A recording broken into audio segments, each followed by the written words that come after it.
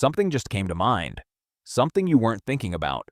And then suddenly, out of nowhere, something you said, something you did, maybe years ago, maybe last week. And your whole body reacted to a memory. Your shoulders pulled in. Your face did something. Maybe you made a sound, over a memory. Ancient humans felt that too. Almost exactly the same way. Except for them, it was gone within the hour, and they never thought about it again. Here's what nobody has ever told you about the cringe. It is not an emotion. Embarrassment is an emotion. Shame is an emotion. The cringe is something older and stranger than either of those. It is a physical alarm system, one that shares neural pathways with the reflex your body uses when something is thrown at your face. Your body treats a social memory the same way it treats an incoming punch. Not as a metaphor, as a biological fact. The reason it exists goes back to a world where 50 people were your entire universe. Not 500, not 5,000, 50. The same 50 faces every single day for your entire life. In that world, what those 50 people thought of you was not a social concern. It was a survival variable. Your access to food, to protection, to belonging, all of it ran directly through your standing in the group. A social mistake in that world was not awkward. It was dangerous. So the brain built a system to catch them. Fast, physical, impossible to ignore. The moment something went wrong socially, the alarm fired. Shoulders in, face contracted, full body signal broadcasting to everyone nearby. I know, I'm correcting. I am not a threat to this group. That signal had a name, even if nobody called it that. The cringe. And here's where it gets stranger. Charles Darwin spent years studying the human blush. He was fascinated by it because it is the only involuntary expression on the human face that cannot be faked. You can force a smile. You can cry on command. You cannot make yourself blush. The blush evolved as a visible, automatic signal to the tribe. One that said without words, without choice, I am aware of what I just did. I am not hiding it. I am not a threat. It was an apology written directly onto the skin.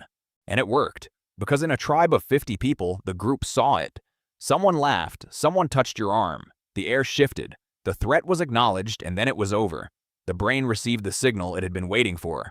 The tribe is okay with you, and it closed the file. The whole cycle, error, alarm, signal, resolution, minutes, sometimes less.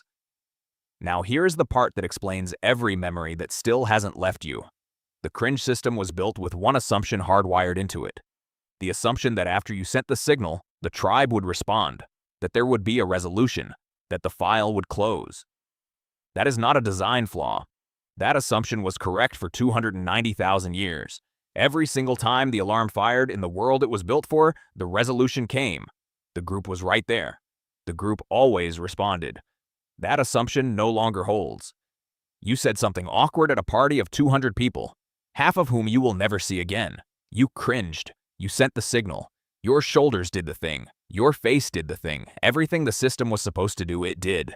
And then you waited for the group response that would tell your brain the threat was resolved. Nothing came. No laugh, no arm touch, no shift in the air. Not because the people around you were cruel, but because they don't know you. Because you aren't in a tribe with them. Because there is no tribe anymore. Just a room full of strangers who forgot the interaction before they got home and who would not recognize your face if they passed you on the street next week. But your brain doesn't know that. Your brain filed the error, sent the alarm, and waited for the resolution signal with the same patient certainty it has always had. Because in every environment it ever evolved inside, the signal came. So it waited, and nothing arrived. So it sent the alarm again and waited again. The signal never came. And this is why it surfaces at 3 a.m. Not randomly. Not because your brain is cruel to you. Because 3 a.m. is when every other input falls away. No tasks, no distractions, no conversations pulling your attention outward. And the unresolved files rise to the surface the way they always do when the brain has space to process. Your brain isn't replaying the memory to torture you. It's replaying it because it is still actively searching for information it never received. Still scanning the memory for clues about whether the threat resolved. Still asking, did the tribe respond? Is the file closed? Can I let this go? And every time it scans and finds no resolution, it files the memory back as still open and tries again later. In the shower. On a Tuesday with no warning. in the middle of a sentence about something completely unrelated, when the memory surfaces for half a second and the body braces and the alarm runs and your brain checks again, still nothing, and moves on. It has been doing this, faithfully, for however long it's been. Months for some memories, years for others, decades for the ones that hit the hardest. Not because those moments were objectively catastrophic, but because the resolution signal never came and the brain, by design, does not close a threat file without it. This is the system working exactly as it was built to work. It just wasn't built for a world where your social errors happen in front of strangers who forget you before morning. Now here's the thing about Cringe that almost nobody knows. It doesn't only fire for your own mistakes. You have felt this watching a stranger embarrass themselves on television. You have felt it reading someone else's message that went horribly wrong. You have felt it through a screen for someone you have never met in a situation that has nothing to do with you and never will. And your body reacted as if it were happening to you directly, as if the alarm were your alarm, as if the file were yours to carry. In a tribe of 50 people, your collective reputation was a shared resource. One member's public failure didn't just affect them. It affected how the entire group was perceived by neighboring tribes, by potential allies, by rivals looking for weakness. Your individual standing and your group's standing were not separate things. They were the same thing, which meant that monitoring only your own behavior was not enough. The brain had to monitor everyone's. It had to feel the alarm for anyone in the community whose mistake could ripple outward and affect the whole. Researchers who study vicarious embarrassment found that the neural response in the observer's brain is almost identical to the response during personal embarrassment. The same regions, the same activation patterns, the same alarm, firing for someone else's mistake, with nearly the same intensity as it would for your own. The Cringe was not a personal alarm system. It was a community immune response. Which means every cringe compilation that makes you cover your face, every secondhand awkward moment that makes you physically recoil from your own couch, every public failure you watched through a screen and felt in your chest, your brain is running 300,000-year-old tribal protection software on a species that now has 5 billion people and no tribe. And the system is completely overwhelmed. There is no technique that cleanly retrains the alarm, no reframe that makes every open file close on command. But understanding what the Cringe actually needs, what it was built to receive, points towards something real.